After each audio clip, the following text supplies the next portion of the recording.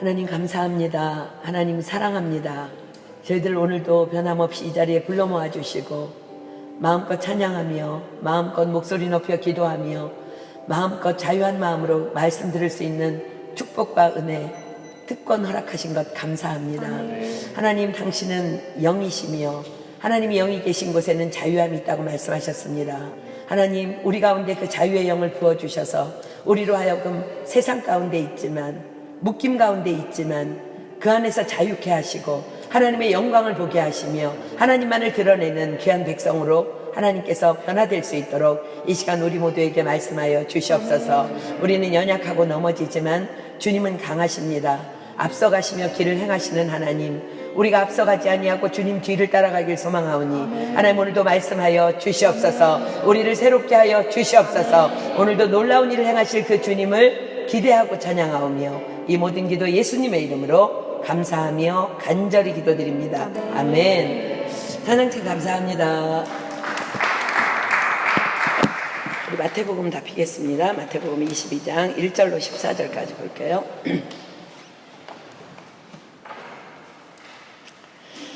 마태복음 22장 1절로 14절까지입니다.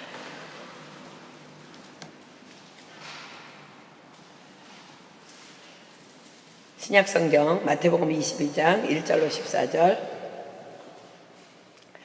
여러분들이 필사하고 있는 내용이기 때문에 더 익숙할 줄 믿습니다. 제가 한 절 읽고 여러분들 한 절 읽고 우리 교독할게요. 예수께서 다시 비유로 대답하여 가라사대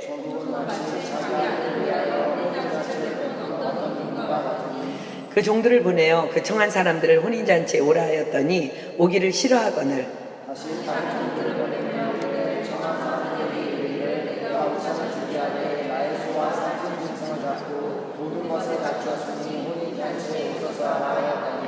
저희가 돌아보지도 않고 하나는 자기 밭으로 하나는 자기 상업차로 가고 임금이 노하여 군대를 보내어 그 살인한 자들을 진멸하고 그 동네를 불사르고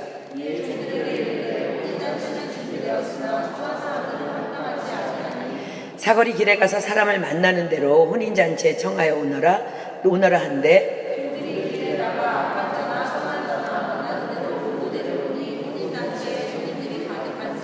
임금이 손을 보러 들어올새 거기서 예복을 입지 않은 한 사람을 보고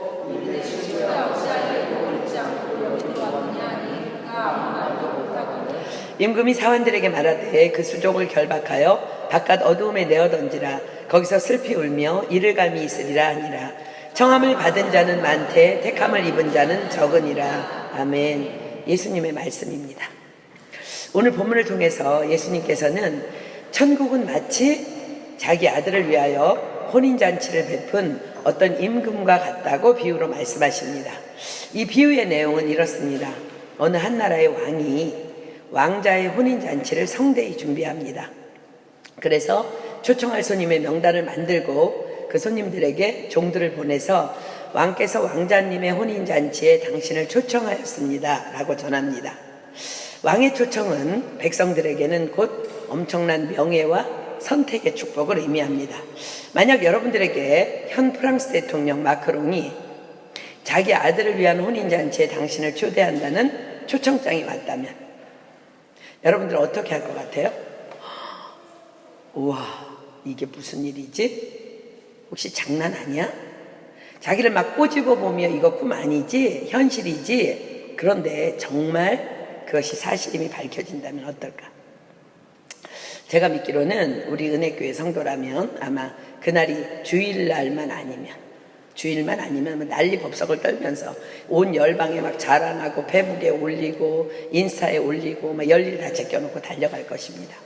그런데 놀랍게도 오늘 예수님께서 비유하시는 이 본문에 나오는 그들은요, 기뻐하기는커녕 싫어하며 그 왕의 초청을 거절합니다. 왕이 좀 당황합니다. 왜냐하면 왕이 다스리는 백성에게 있어서는 왕의 이런 초청뿐만 아니라 그 어떤 왕의 명을 거절한다는 것은 결코 있을 수 없는, 그것은 곧 반역을 의미하기 때문입니다. 오히려 기뻐하며 자랑스러워하며 모든 것을 뒤로하고 달려와야 하는 것이 왕이 베푼 은혜에 대한 옳은 보답이었습니다. 왕은 생각합니다. 혹시 먼저 보낸 종들이 뭔가를 잘못 전달한 것은 아닐까? 그래서 왕은 다른 종들을 다시 보내요. 이번에는 더 구체적인 준비사항까지 전달하면서 다시 그들을 왕이 초청한다고 전달합니다. 내가 오찬을 준비하되 나의 소와 살찐 짐승을 잡고 모든 것을 갖추었으니 혼인잔치에 오소서.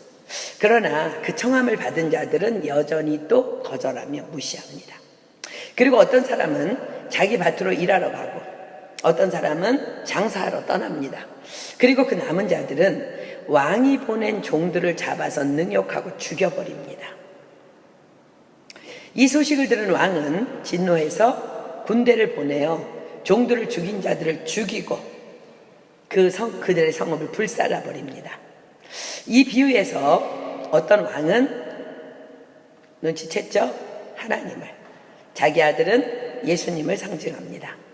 그리고 혼인잔치는 예수님으로 말미암아 사람들에게 열려진 하나님의 나라를, 청한 사람들은 하나님의 선민으로 택함받은 유대인들을 상징합니다. 또한 처음으로 보냄을 받았던 종들은 장차 오실 메시아와 그로 인한 복음에 대하여 증거하였던 구약시대의 선지자들을, 다시금 보냄을 받은 다른 종들은 오신 메시아와 그로 인한 복음에 대하여 증거한 신약시대의 복음 전도자를 상징합니다. 따라서 이 비유는 하나님께서 선지자들과 복음 전도자들을 통하여 유대인들을 거듭 하나님 나라로 초청했지만 이들이 거절하되 여전히 지금까지도 거절하고 있으며 끝까지 거절하는 그들에게는 멸망의 심판이 있을 것이며, 또한 이로 인해 복음의 축복이 이방인들에게까지, 그래서 이방인인 우리에게까지 미치게 되었음을 말씀해 주시는 비유입니다. 복음을 거절한, 또 지금도 거절하고 있는 이스라엘에 대한 하나님의 비밀이 있어요. 그 비밀을 사도 바울이 로마서에 이렇게 기록합니다. 자, 로마서 11장으로 가보겠습니다. 로마서 11장 11절로 26절 보겠습니다. 여러분들 이스라엘 생각한 적 있어요? 이스라엘? 그들은 선민인데 어떻게 되는 것일까? 자, 하나님은 그들에 대한 비밀을 가지고 계시는데 사도 바울 같이 기도하는 영의 사람에게 그 비밀을 알려주셨어요. 자, 로마서 11장 11절부터 정말 잘 눈으로 글씨를 정확하게 성경을 들여다보고 귀로 잘 들으십시오. 자, 26절까지 제가 읽습니다. 그러므로 내가 말하노니 저희가 넘어지기까지 실족하였느뇨? 이스라엘에 대한 이야기입니다. 그럴 수 없느니라. 저희의 넘어짐으로 구원이 이방인에게 이르러 이스라엘로 시기나게 함이니라. 저희의 넘어짐이 세상의 부요함이 되며 저희의 실패가 이방인의 부요함이 되거든 하물며 저희의 충만함이리요. 내가 이방인인 너희에게 말하노라. 내가 이방인의 사도인 만큼 내 직분을 영광스럽게 여기노니 이는 곧 내 고륙을 아무쪼록 시기케 하여 저희 중에서 얼마를 구원하려 함이라. 저희를 버리는 것이 세상의 화목이 되거든 그 받아들이는 것이 죽은 자 가운데서 사는 것이 아니면 무엇이리요. 제사하는 처음 익은 곡식가루가 거룩한 즉 떡덩이도 그러하고 뿌리가 거룩한 즉 가지도 그러하니라. 또한 가지 얼마가 꺾여졌는데 돌 감람나무인 내가 그들 중에 접붙임이 되어 참 감람나무 뿌리의 진액을 함께 받는 자 되었은즉 그 가지들을 향하여 자긍하지 말라. 자긍할지라도 내가 뿌리를 보존하는 것이 아니요 뿌리가 너를 보존하는 것이니라. 그러면 내 말이 가지들이 꺾이운 것은 나로 접붙임을 받게 하려 함이라 하리니 옳도다. 저희는 믿지 아니함으로 꺾이우고 너는 믿음으로 섰느니라. 높은 마음을 품지 말고 도리어 두려워하라. 하나님이 원 가지들도 아끼지 아니하셨은즉 너도 아끼지 아니하시리라. 그러므로 하나님의 인자와 어미를 보라. 넘어지는 자들에게는 어미가 있으니 너희가 만일 하나님의 인자에 거하면 그 인자가 너희에게 있으리라. 그렇지 않으면 너희도 찍히는 바 되리라. 저희도 믿지 아니하는데 거하지 아니하면 접붙임을 얻으리니 이는 저희를 접붙이실 능력이 하나님께 있음이라. 내가 원 돌 감람나무에서 찍힘을 받고 본성을 거스려 좋은 감람나무의 접붙임을 얻었은즉 원가지인 이 사람들이야 얼마나 더 자기 감람나무의 접붙이심을 얻으랴. 형제들아, 너희가 스스로 지혜 있다함을 면키 위하여 이 비밀을 너희가 모르기를 내가 원치 아니하노니. 자, 이스라엘의 비밀입니다. 이 비밀은 이방인의 충만한 수가 들어오기까지 이스라엘의 더러는 완악하게 된 것이라. 그리하여 온 이스라엘이 구원을 얻으리라.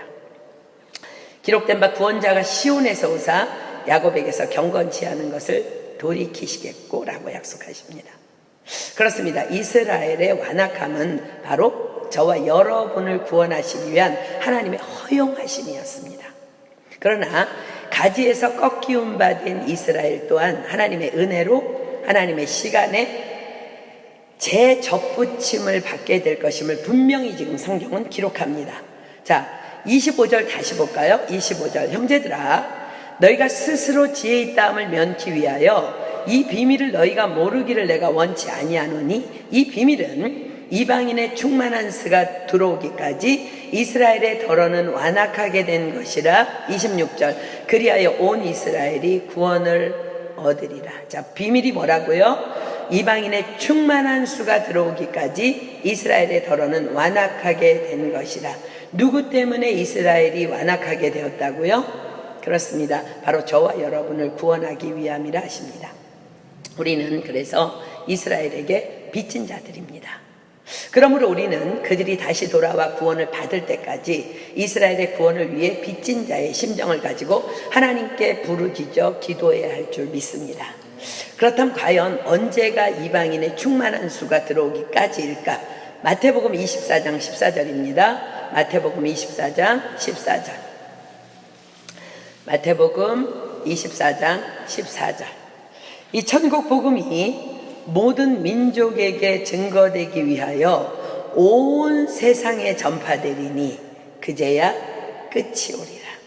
그렇습니다. 복음이 모든 민족에게 증거되기 위하여 온 세상에 전파되면 그때에 이스라엘은 참 감람나무이신 예수님께 재접붙임을 받게 될 것이며, 그때가 바로 하나님의 시간, 즉 온 이스라엘이 구원을 얻는, 또한 그때가 또한 세상 끝날인 것입니다. 이제 마지막 얼마 남지 않은 미전도 종족을 향한 복음 전파가 지구촌 곳곳에서 막바지에 달해서 박차가 가해지고 있습니다. 또한 그와 더불어 지금 이스라엘의 성령의 불길이 던져지고 있습니다. 우리 이미 GMI에서도 이 TD 사역을 통해서 이스라엘의 복음을 전하고 심기 시작한 지 수년이 되었습니다. 그렇습니다. 지금이 바로 주님이 오실 마지막 때인 것입니다. 자, 이 마지막 때에 우리를 향해 권면하고 계시는 본문의 비유로 돌아가겠습니다.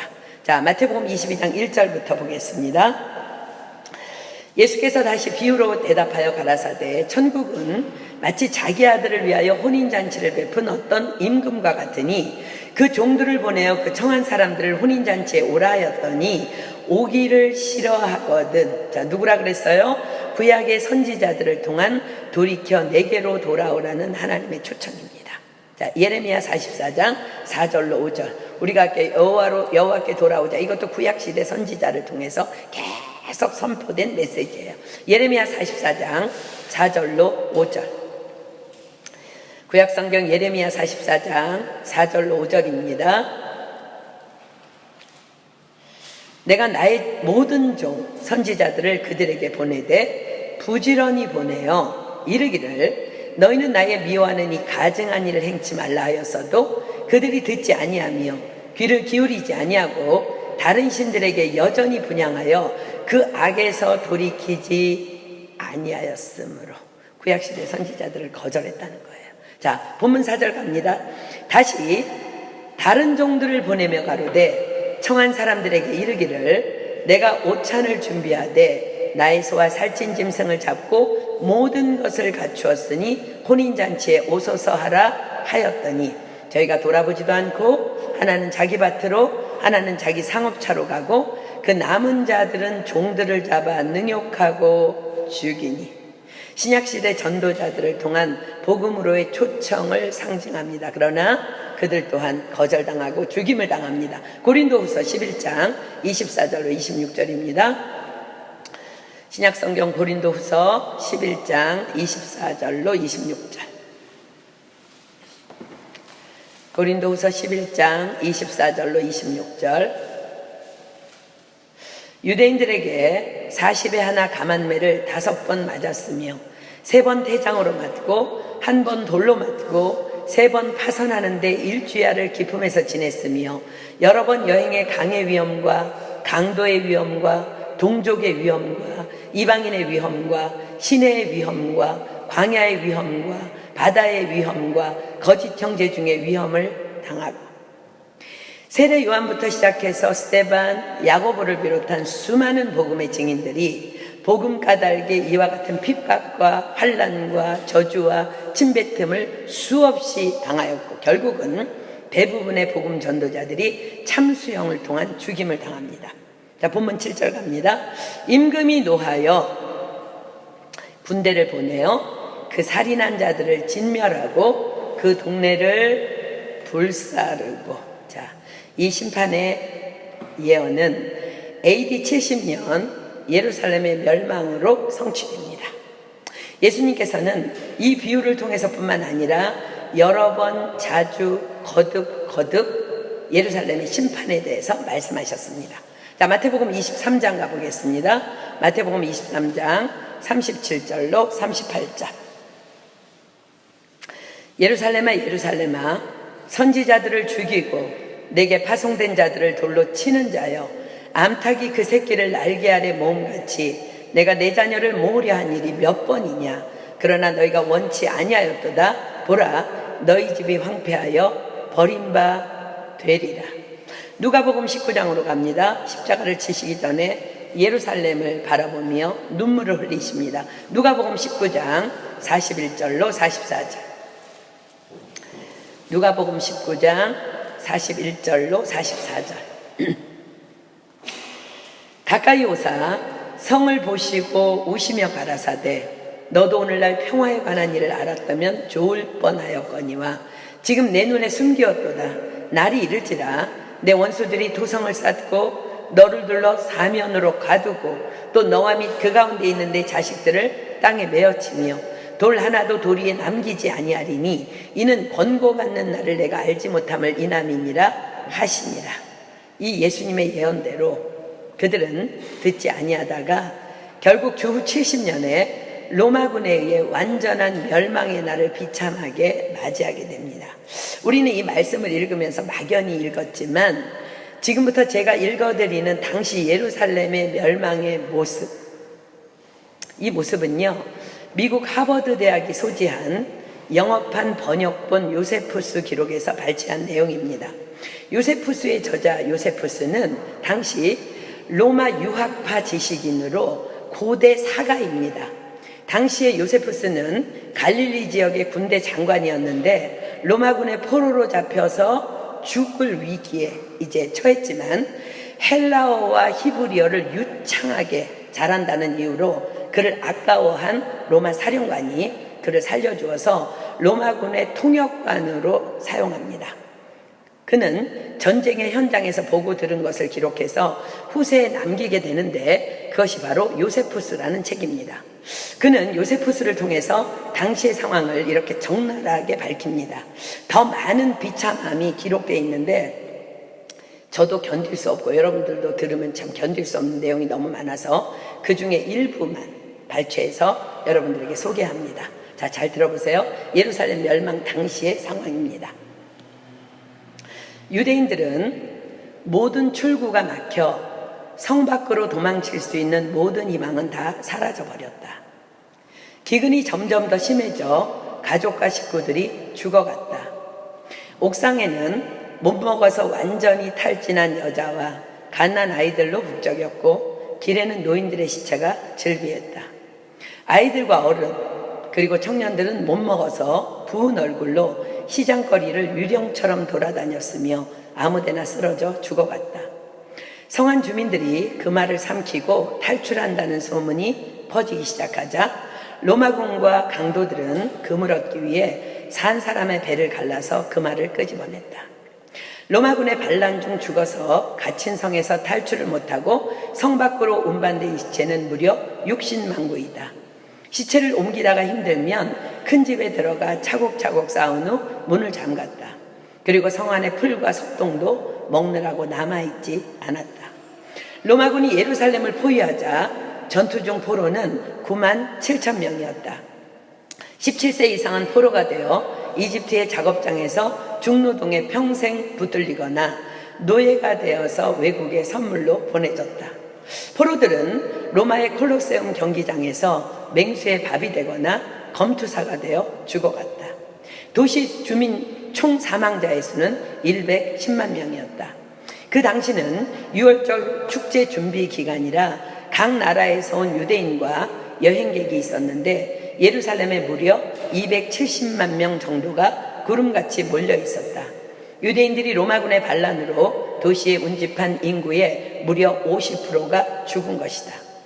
로마군이 어떤 지하의 동굴을 수색하자 2,000구의 시신이 나왔다. 그러나 유대인들은 최후 한 곳에서 반란을 저항하고 있었다. 그곳은 바로 마사다라 하는 해발 약 600m 천연 절벽으로 된 요새였다. 3년 동안 저항하였으나 마침내 로마군은 흙을 부어 토성을 쌓아 점령하였다. 예수님의 예언대로죠. 예루살렘은 이렇게 주후 70년 9월 26일에 로마군에 의해 완전히 함락되었다. 이는 예루살렘이 도시로 세워진 지 1468년 6개월 만에 처음으로 멸망한 것이다. 그리고 고대 아브라함 시대까지 거슬러 올라가서는 무려 2177년 만에 멸망한 것이다. 당시 로마군 사령관인 타투스는 성전에는 불을 지르지 말라라고 했으나 흥분한 로마군은 말을 듣지 아니하고 못 들은 채 하면서 성문에 불을 놓았다. 그러자 사방에서 금과 은이 녹아서 불길은 삽시간에 퍼져나갔다.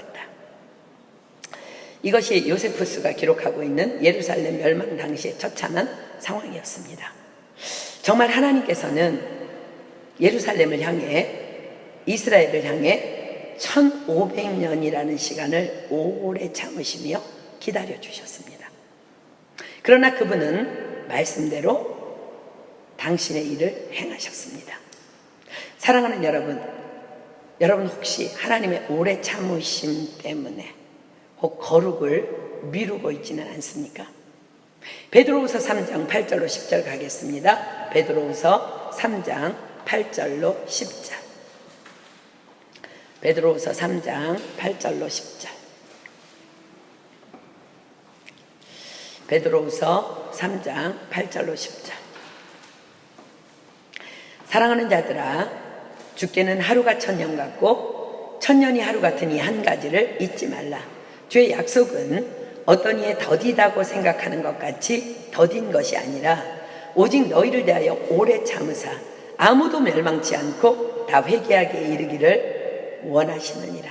그래서 1500년 참으신 거예요. 그러나 주의 날이 도적같이 오리니 그날에는 하늘이 큰 소리로 떠나가고 재질이 뜨거운 불에 부러지고 땅과 그 중에 있는 모든 일이 드러나리로다. 자, 본문 8절부터는 지금의 우리들 모두에게 주시는 바로 우리들의 이야기가 시작됩니다. 자, 본문 8절로 가겠습니다. 이에 종들에게 이르되 혼인잔치는 예비되었으나 청한 사람들은 합당치 아니하니 사거리 길에 가서 사람을 만나는 대로 혼인잔치에 청하여 오너라 한데 혼인잔치에 청함을 받은 자들이 다 초청을 거절하자 왕은 이제 혼인잔치침에 청함을 받아들이는 아무든지 누구든지 다 데려오라고 명을 내립니다. 10절. 종들이 길에 나가 악한 자나 선한 자나 만나는 대로 모두 데려오니 혼인자리에 손이 가득한지라. 그렇습니다. 예수 그리스도를 영접할 수 있는 조건은 유대인뿐만 아니라 이방인인 우리까지, 그것도 선하든 악하든 사기꾼이든 도덕적이든 상관없이 아무나 누구나입니다. 요한복음 3장 16절 핍니다. 요한복음 3장 16절. 요한복음 3장 16절. 하나님이 세상을 이처럼 사랑하사 독생자를 주셨으니 이는 저를 믿는 자마다 아무나 누구나 믿으면 돼 멸망치 않고 영생을 얻게 하려 하심이니라. 마태복음 11장 28절. 마태복음 11장 28절. 마태복음 11장 28절. 수고하고 무거운 짐진 자들아 다 내게로 오라. 누구나 아무나 선한 자든 악한 자든 내가 너희를 쉬게 하리라. 드디어 혼인잔치 날이 되었고 혼인자리에는 손님으로 가득 차게 되었습니다. 손이 가득한 혼인자리에 왕이 손을 보러 들어옵니다. 11절. 임금이 손을 보러 들어올새 거기서 예복을 입지 않은 한 사람을 보고, 이는 예수 그리스도께서 양과 염소를 구별하듯이 진정한 의인과 악인을 구분하기 위해 재림하시는 때를 상징합니다. 임금이 잔치에 청함을 받아온 손님 중에서 예복을 입지 않은 한 사람에게 질문합니다. 자, 많은 사람 중에 한 사람만 예복을 입지 않은 것이 아니라, 성경을 언뜻 보면 그런 것 같아요. 그런데 예복을 입지 않은 사람 중에 한 사람에게 질문하신 것임을 본문 14절이 증거합니다. 14절이 뭐라 그래요? 청함을 받은 자는 많되 택함을 입은 자는 적으니라. 그러니까 많은 사람이 예복을 안 입었는데 그 중에 한 사람에게 질문한 거예요. 자, 12절 봅니다. 가로되 친구여, 어찌하여 예복을 입지 않고 여기 들어왔느냐 하니 저가 유구무원이거늘. 예복. 로마서 13장 14절로 가겠습니다. 이 예복이 뭘까? 아무나 누구나 다 혼인잔치에 초청했는데 예복을 입지 않은 사람에게 왜 예복을 안 입었냐고 질문합니다. 자, 이 예복이 뭘까? 로마서 13장 14절. 로마서 13장 14절. 오직 주 예수 그리스도로 옷 입고 정욕을 위하여 육신의 일을 도모하지 말라. 그렇습니다. 임금이 원하는 예복은 예수를 믿었다면 오직 주 예수 그리스도로 입은 옷을 상징합니다.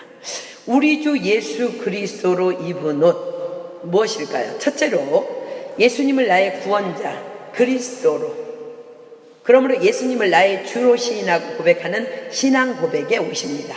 자, 로마서 10장 9절로 10절 갈게요. 로마서 10장 9절로 10절.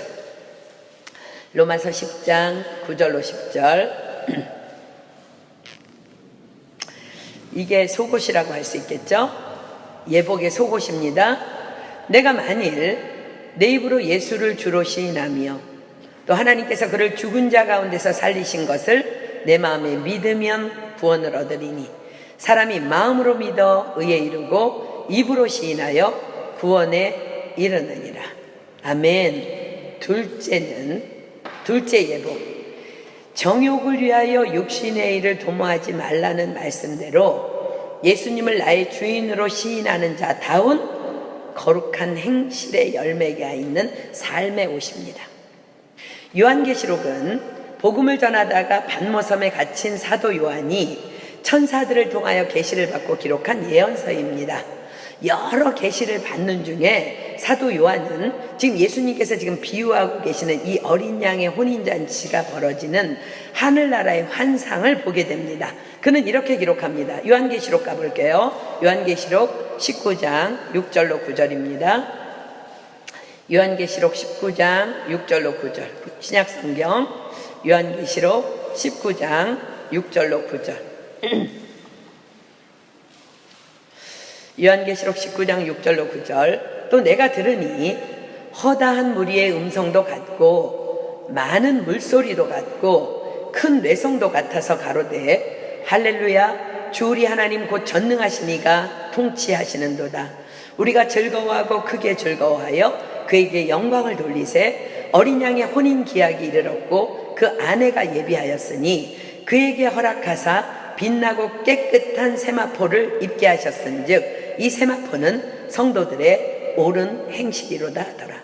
천사가 내게 말하기를 기록하라. 어린 양의 혼인잔치에 청함을 입은 자들이 복이 있도다 하고 또 내게 말하되 이것은 하나님의 참되신 말씀이라 하기로. 자, 7절 8절 다시 볼까요? 어린 양의 혼인기약이 이르렀고 그 아내가 예비하였으니 그에게 허락하사 빛나고 깨끗한 세마포를 입게 하셨은즉 이 세마포는 성도들의 옳은 행실이로다 하더라. 어린 양의 혼인잔치에 청함을 받은 자들이 입고 있는 옷이 뭐라고요? 빛나고 깨끗한 세마포. 이 세마포는 뭐라고요? 이 세마포는 성도들의 옳은 행실이로다 라고 기록합니다. 그렇습니다. 임금이 말하는 입지 않은 예복은 성도들의 옳은 행실의 옷입니다. 본문이 말씀하시는 이 혼인 자리는 넓은 의미로는 하늘나라를 상징합니다. 또한 예수님의 핏값으로 세워진 교회를 상징합니다. 그렇습니다. 이 예복은 교회 안에 있지만 은혜 밖에 있는 자들이 입지 않은 옷입니다. 언젠가 주님께서 그들에게도, 아니 어쩌면 우리에게도 이렇게 질문하실 것입니다. 친구여, 어찌하여 예복을 입지 않고 여기 들어왔느냐? 자, 본문 12절 갑니다.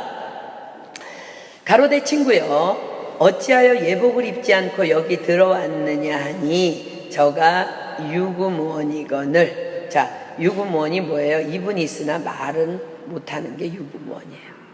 주께서 호련히 임하시는 날, 감히 누가 이 예수님의 질문 앞에서 입을 열 수 있겠습니까? 주님의 권능의 임재 앞에서 우리는 아무런 변명도 할 수 없을 것입니다. 왜 용서하지 않았니? 왜 사랑하지 않았니? 왜 그리도 내 것을 아까워했니? 왜 너에게 주어진 환경 안에서 나를 그토록 인정하지 않고 외면했니? 너에게 말해주려 찾아간 그 수많은 예배의 자리를 비우고 어디에 갔었니? 매일 아침 너와 만나려 기다리고 있을 때 너는 무엇이 그리도 바빴니? 성경을 통해 너에게 말해주려 했던 모든 시간에 넌 무엇을 보고 있었니? 너를 축복하려고 이웃으로 변장한 내가 외로워서 너를 찾아갔을 때 너는 나를 외면했지. 추워서 길에서 떨고 있을 때 너는 좋은 옷을 입고 푸른 배를 만지며 내 곁을 스쳐 지나갔었지. 예수님께서는 이미 우리에게 많은 것들을 말씀하여 주셨습니다. 마태복음 25장으로 가겠습니다. 마태복음 25장 41절로 46절. 마태복음 25장 41절로 46절입니다. 또 왼편에 있는 자들에게 이르시되 저주를 받은 자들아, 나를 떠나 마귀와 그 사자들을 위하여 예비된 영영한 불에 들어가라. 내가 줄일 때에 너희가 먹을 것을 주지 아니하였고 목마를 때에 마시게 하지 아니하였고 나그네 되었을 때에 영접하지 아니하였고 벗었을 때에 옷 입히지 아니하였고 병들었을 때에 때와 옥에 갇혔을 때에 돌아보지 아니하였느니라 하시니 저희도 대답하여 가로되 주여, 우리가 어느 때에 주의 줄이신 것이나 목마르신 것이나 나그네 되신 것이나 벗으신 것이나 병드신 것이나 옥에 갇히신 것을 보고 공양치 아니하더이까. 이에 임금이 대답하여 가라사대 내가 진실로 너희에게 이르노니 이 지극히 작은 자 하나에게 하지 아니한 것이 곧 내게 하지 아니한 것이니라 하시리니 저희는 영벌에 의인들은 영생에 들어가리라 하시니라. 사랑하는 여러분, 깨어있지 못하다면 우리는 예복을 안 입은 줄도 모르고 벌거벗은 줄도 모르고 그저 교회 안에 있으면 믿음인 줄 착각하고 형식적인 신앙생활, 외식하는 신앙생활에 익숙해진 채 그날을 맞이할 수도 있음을 분명히 예수님께서 오늘 경고하고 계십니다. 자, 본문 13절 봅니다. 임금이 사원들에게 말하되 그 수족을 결박하여 바깥 어두움에 내어 던지라. 거기서 슬피 울며 이를 갈미 있으리라 하니라. 제가 성경 필사를 하다가 이 13절을 쓰는데 온몸이 소름이 쫙 끼쳤어요. 그냥 가볍게 썼거든요. 아이고, 혼인잔치에 왔는데 예복 안 입었다고. 뭘 수족을 결박해서. 불어는 더 무서워요. 손도 결박하고 발도 결박하고. 수족이 그렇게 풀어지잖아, 그치? 바깥 어두움에 내어 던지라. 거기서 슬피 울며 이를 갈미 있으리라. 이 말씀 때문에 제가 이 지금 말씀을 연구하기 시작했어요. 이것을 쓰다가 너무 두렵고 떨려서. 그날에 예복을 입지 않고 있다면, 그리스도로 옷 입고 있지 않다면, 성도들의 옳은 행실의 옷 세마포를 입고 있지 않다면 우리도 예외 없이 바깥 어두움에 던져질 것입니다. 만약 우리에게 성경이 없다면 우리는 변명할 수 있을 겁니다. 만약 우리에게 성령님이 오시지 않았다면 우리는 변명할 수 있을 것입니다. 만약 우리에게 교회가 없었다면 우리는 변명할 수 있을 것입니다. 그러나 우리는 아무 변명도 할 수 없습니다.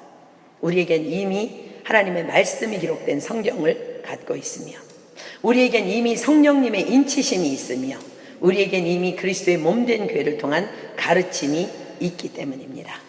그러나 예수님께서는 이 천국 비유를 통해서 말씀하십니다. 본문 14절 볼게요. 청함을 받은 자는 많되 택함을 입은 자는 적으니라. 청함을 받은 자, 아무나 누구나입니다. 예수 그리스도를 영접할 수 있는 자격, 아무나 누구나입니다. 택함을 받은 자, 혼인잔치에 참석할 수 있는 자격, 예복을 입은 자입니다. 예복은 빛나고 깨끗한 세마포, 즉 성도들의 옳은 행실에 오신 그리스도로 입은 옷입니다. 즉 성도들의 거룩한 삶의 옷입니다. 우리는 알고 있고 성경은 기록합니다. 하나님의 말씀과 기도로 거룩하여 짐이니라. 만약 말씀과 기도의 삶을 자칫 놓쳐버린다면 우리 중 누구도 결코 안전하지 않습니다. 오직 하나님의 말씀만이 우리를 주님이 오시는 그날까지 안전하게 지켜주실 것입니다. 그러나 참으로 슬프게도 주님은 말씀하십니다. 청함을 받은 자는 많되 택함을 입은 자는 적으니라. 교인은 많은데 성도는 적으니라. 교인은 많은데 사랑하는 자는 적으니라. 교인은 많은데 용서하는 자는 적으니라. 교인은 많은데 인내하는 자는 적으니라. 교인은 많은데 손해보려는 자는 적으니라. 교인은 많은데 자아가 죽은 자는 적으니라. 교인은 많은데 겸손한 자는 적으니라. 교인은 많은데 범사에 나를 인정하는 자는 적으니라. 교인은 많은데 섬기려는 일꾼은 적으니라. 교인은 많은데 하나님의 마음에 합한 자는 적으니라. 교인은 많은데 하나님을 경외하는 자는 적으니라. 교인은 많은데 성령 받은 자는 적으니라. 교인은 많은데 말씀을 사모하는 자는 적으니라.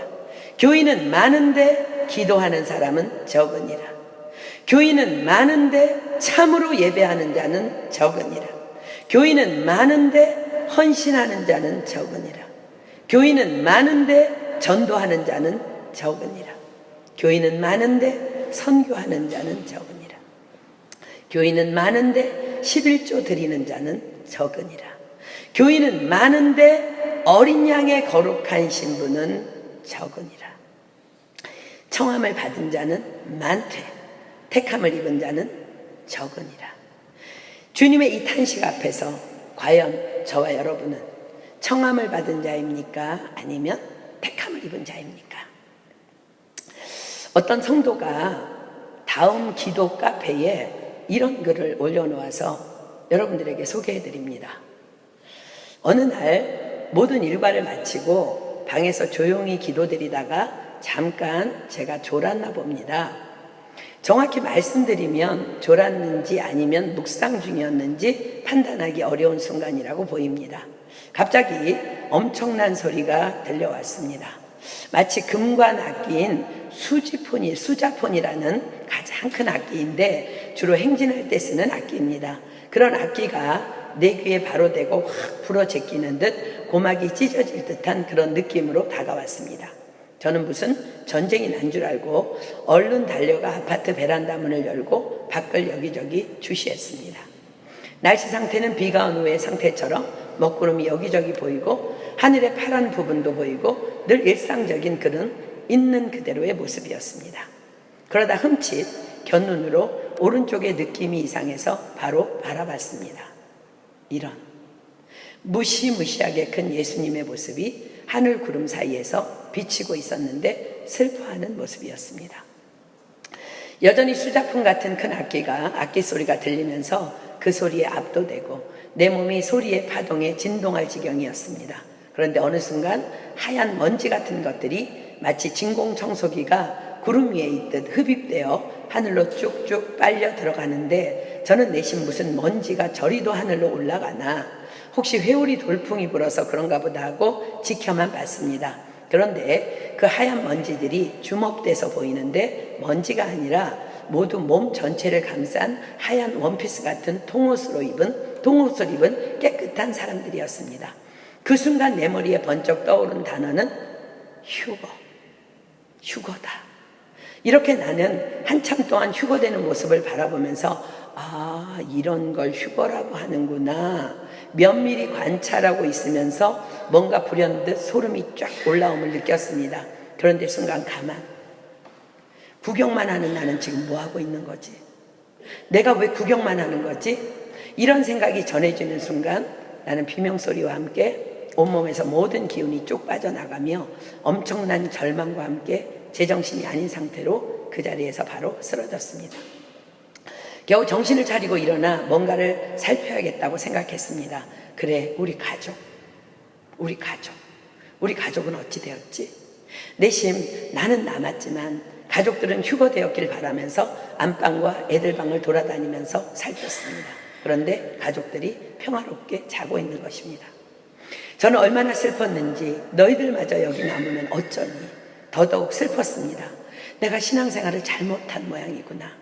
이런 후회감이 태산처럼 밀려오면서 슬픈 탄식 소리와 함께 다시 한번 그 자리에 쓰러졌고 정신을 차려보니 저는 서재 컴퓨터가 있는 방에서 자고 있는 걸 알았습니다. 아무리 생각해도 그 광경은 너무 또렷하다 못해 고화질 칼라로 보였는데 내가 꿈을 꾼 것인가 아니면 진짜를 본 것인가.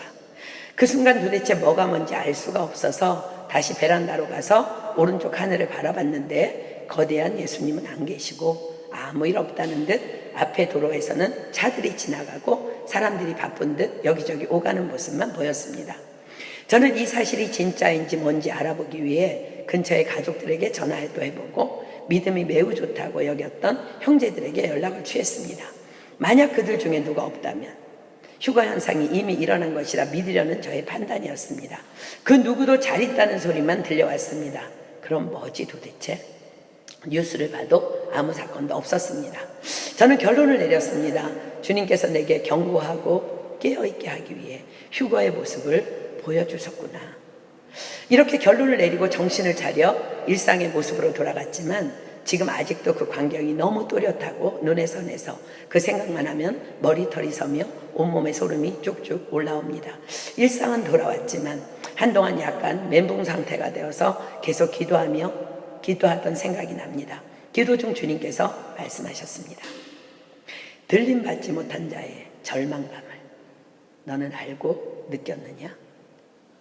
그 마음을 알았다면 내 자녀들이 속히 깨어 그날을 준비하도록 힘써 전해야 한다. 주님께서 들림받지 못한 자의 마음을 제게 알게 하신 것은 많은 사람들이 제가 직접 느낀 절망적인 상태가 되지 않도록 하기 위해 최선을 다하여 사람들을 거듭나도록 전해야 한다는 것을 알게 하셨습니다. 제 경험이 꿈이든 환상이든 상관치 마십시오.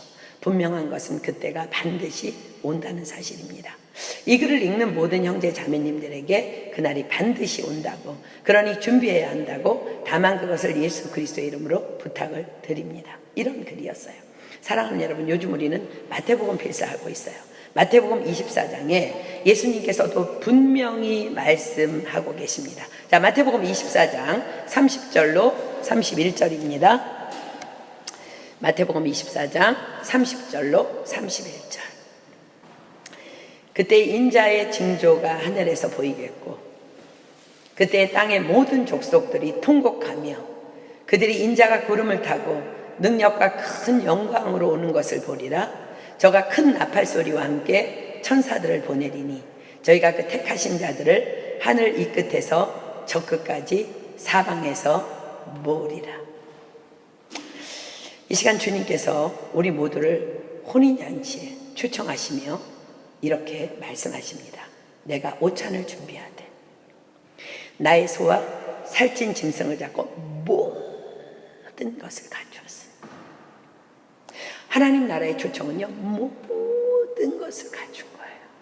여러분들이 그것을 믿지 않기 때문에 세상을 기웃거리는 거예요. 여러분들이 그것을 믿지 않기 때문에 다른 것에 관심을 쏟는 거예요. 하나님께서 뭐라고 말씀하세요? 내가 오찬을 준비하되 나의 소와 살찐 짐승을 잡고 모든 것을 갖추었으니 혼인잔치에 나오너라. 모든 것을 갖추었으니 내게 오너라. 모든 것을 갖추었으니 내게 오지 않으려. 우리 이 시간에 오늘 우리 좀 구체적으로 기도했으면 좋겠어요.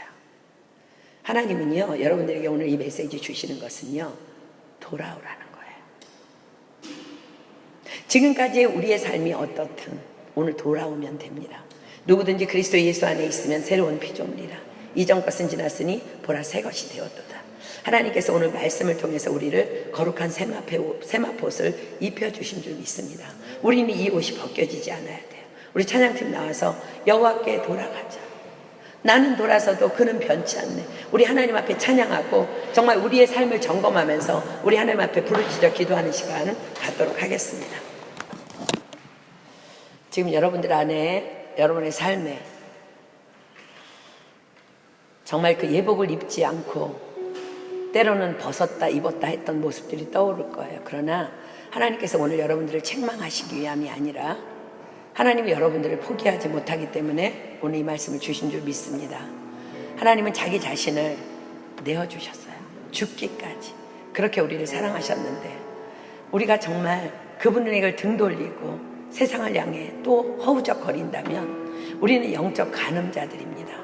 오늘 주님께서 우리에게 나에게 모든 것이 다 갖추어져 있단다 얘들아. 나에게 돌아오너라. 주님이 이 시간 다시 우리를 혼인잔치에 초청하고 계십니다. 우리 시간 믿음으로 이 찬양 부르면서 하나님의 심정을 내 것으로 받아들이고 하나님 그렇습니다. 나 돌아가겠습니다. 하나님 내가 이제 예복을 절대로 빛나고 하얀 그 세마포 옷을 옳은 행실의 옷을 벗지 않겠습니다. 하나님 이 옷을 입고 세상을 열방을 구원하는 일에 내가 쓰임받기를 소망합니다. 그 마음으로 이 시간 하나님의 심정을 가지고 우리 이 찬양을 하며 하나님 앞에 경배하며 나아가도록 하겠습니다.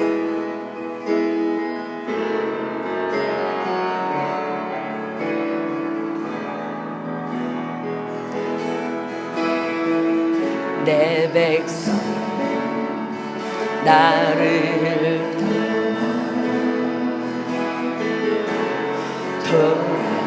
돌아서지만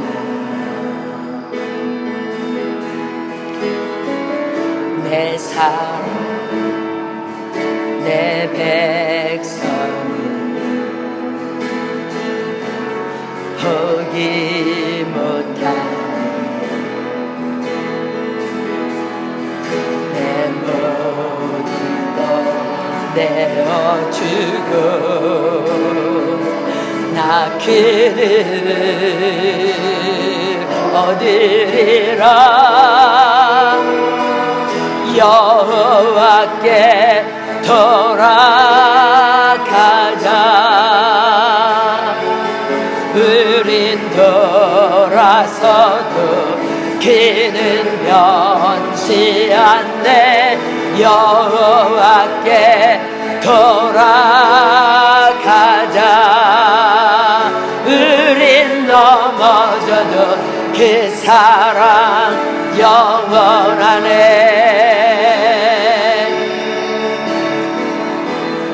사랑은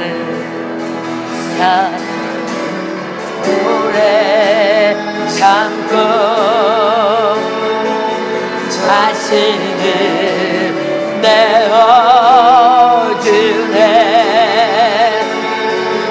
서로 사랑할 때 세상은 주보네.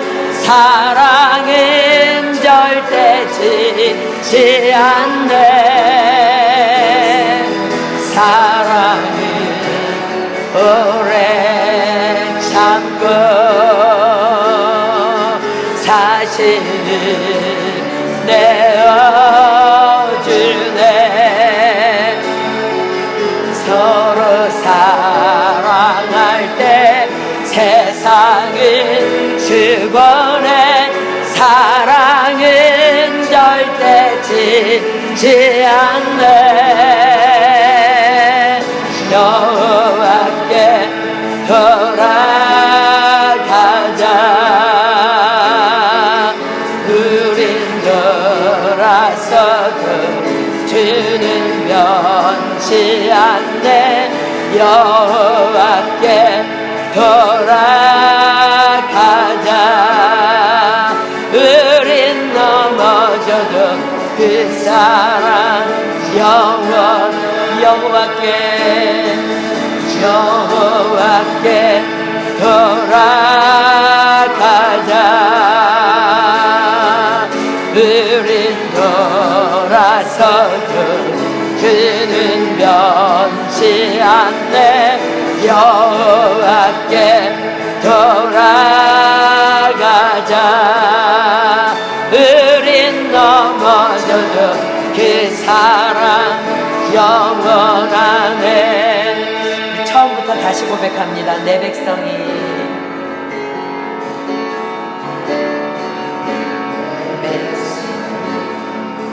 나를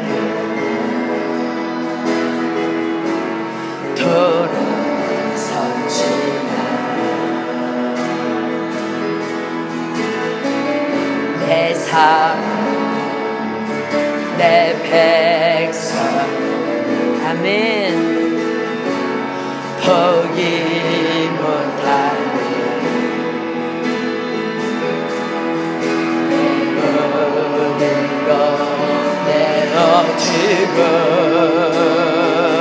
나 그들을 얻으리라. 여호와께 돌아가자. 우린 돌아서도 그는 변치 않네. 여호와께 돌아가자. 우린 넘어져도 그 사랑 우리 오른손 높이 올리겠습니다. 여호와께 돌아가자. 우린 돌아서도 그는 변치 않네. 여호와께 돌아가자. 우린 넘어져도 그 사랑 영원하네. 하나님의 이 사랑 여러분들 믿으십니까? 아멘. 우리 찬양팀 들어가겠습니다. 이 시간 여러분들에게 질문합니다. 여러분들 이 자리에 올 때 예복 입고 오셨습니까? 여러분이 입은 예복은 거룩한 세마포 성도들의 옳은 행위의 옷 맞습니까? 하나님께서 여러분들을 오늘 책망하시려는 것이 아닙니다. 여러분들을 포기하지 못하기 때문에 오늘 이 말씀을 주신 것입니다. 이스라엘이 1500년 동안 하나님의 외침을 듣고 돌아서지 못했습니다. 오늘 우리는 역사가의 기록을 통해서 그날의 비참한 그 멸망의 상황들을 눈으로 봤습니다. 하나님께서 요세푸스를 통해서 그것을 기록하게 하심은 우리를 포기하지 못하시기 때문에 기록하신 것이라고 저는 믿습니다. 사랑하는 여러분, 우리 예복 입어야 합니다. 주님이 오늘 오실지 내일 오실지 우리는 알지 못해요. 하나님께는 하루가 천년 같고 천년이 하루 같기 때문에 오늘 우리가 살아갈 때 오늘 마치 마지막 날인 것처럼 그렇게 사랑하고 용서하고 용납하고 인정해주고 손해봐주고 핍박받아주고, 그것이 거룩한 세마포 옷을 입는 것입니다. 자기 아들을 아끼지 아니하시고 모든 것을 우리에게 내어주신 그분이 우리를 위해서 모든 것을 주시지 않겠느냐고, 우리는 지금 계속해서 2018년 1월 1일부터 5개월 가까이 그 말씀을, 하나님의 음성을 듣고 있습니다. 그런데 여러분, 무엇이 부족해서 자꾸 세상으로 여러분의 발길을 옮기고 있습니까? 이제 우리는 그것이 벗어지지 않아야 합니다. 우리가 단단히 그것을 여미고 있어야만 우리는 가족 구원과 온 열방의 구원을 할 수 있는 자들이기 때문입니다. 소경이 소경을 인도할 수 없습니다. 벌거벗은 수치를 보이는 자가 어떻게 주님의 복음을 전하겠습니까? 이 시간 우리 기도할 때 하나님 앞에, 하나님, 주님이 마치 오늘 오시는 것처럼 제가 그 예복을 여미고 있겠습니다. 단단히 입고 있겠습니다. 성도들의 옳은 행실인 그 거룩한 세마포옷을 입고 주님이 오늘 나팔 불며 나를 부르실 때 예수 그리스도의 신부로 그 잔치에 참여할 수 있는 그러한 자로 준비되기를 소망하오니, 하나님, 우리에게 오늘 이 시간 정말 그 옷들이, 옷깃이 정말 벌어지지 아니하도록 성령의 단단한 성령의 줄로 우리를 꽁꽁 묶어주셔서 우리가 그러한 자들로 이제 열방을 향해 열방을 품고 나아갈 수 있도록 하나님 역사하여 주시옵소서. 이 시간 우리 이 시간 주여 삼창합니다. 시작! 주여! 주여! 주여!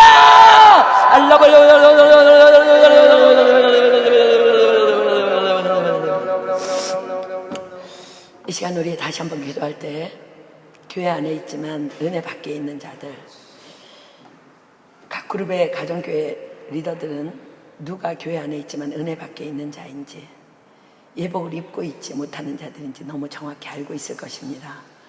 우리 교회 안에 있지만 은혜 밖에 있는 자들, 우리 책임입니다.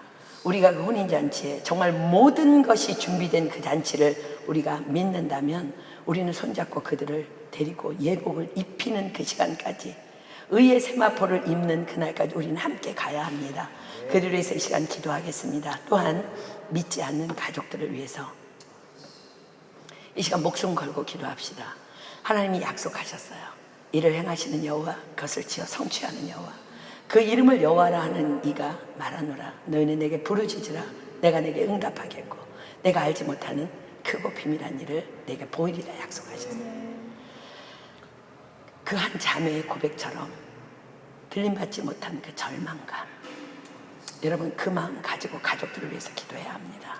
주님 만약에 오늘 오신다면 여러분 하늘나라 올라가는 것이 그렇게 큰 기쁨이 되지 못할 수도 있어요. 내 가족들이 혼인잔치에 참여하지 못하는데 어떻게 나만 기뻐하고 즐거워할 수 있겠습니까? 예수 그리스도를 믿는 우리는 이미 천국을 소유한 자들인데 어떻게 나만 기쁠 수 있겠습니까? 이 시간에 믿지 않는 가족들을 위해서, 교회 안에 있지만 은혜 밖에 있는 예복을 입지 못한 자들을 위해서 하나님, 우리가 기도합니다. 너희가 믿고 구하는 것은 무엇이든지 시행하리라고 약속하신 당신의 말씀을 믿고 기도하오니, 우리 교회 안에 있지만 은혜 밖에 있는 자들, 우리 아직 구원받지 못한 가족들, 하나님 구원하여 주시옵소서. 우리 기도에 응답하여 주시고 하나님 크고 비밀한 일을 보여 주시옵소서. 이 시간 주여 삼창합니다. 시작! 주여! 주여! 주여!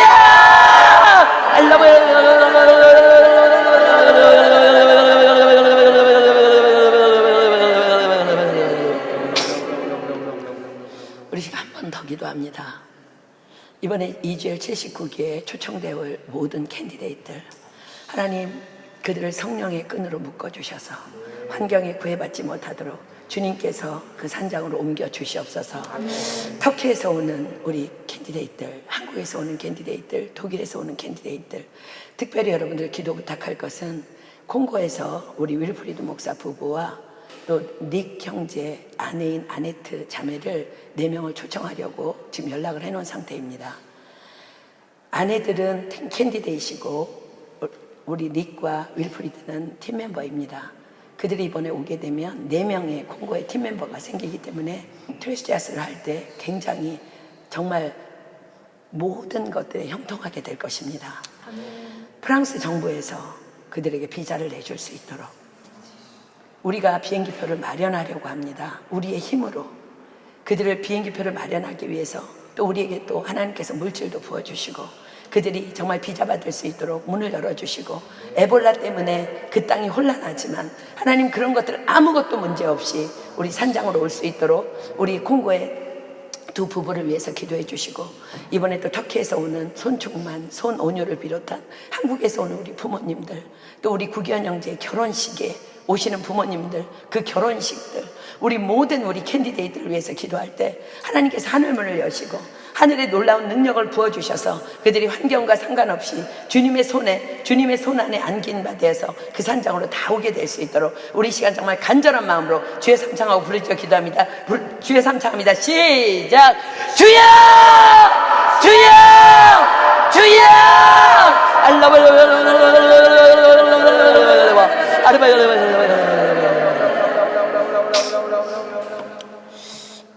사랑하는 여러분, 우리 한 번만 더 기도합시다. 우리 이스라엘 땅을 위해서 기도합시다.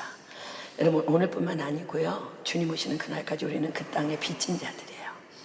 참 감람나무인 나무의 가지인 그들이 완악해진 것은 하나님께서 우리를 구원하시기 위한 하나님의 비밀이셨습니다. 하나님, 그 땅을 위해서 우리가 기도합니다.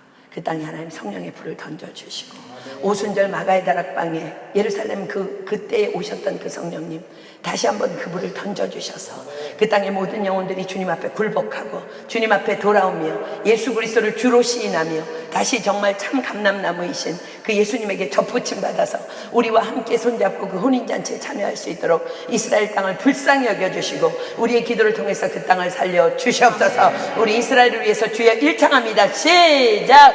주여!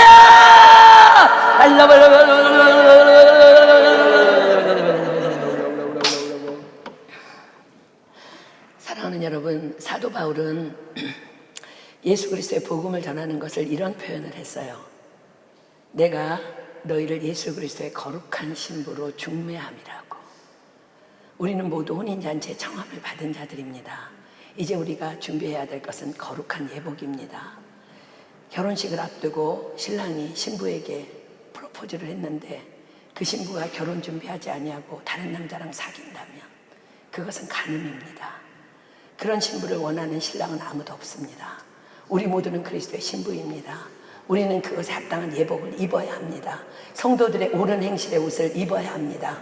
그것은 사랑하는 것이며 용서하는 것이며 용납하는 것이며 내 자로부터 죽어주는 것이며 다 받아들여주는 것이며 다 안아주는 것이며 나를 다 포기하는 것입니다.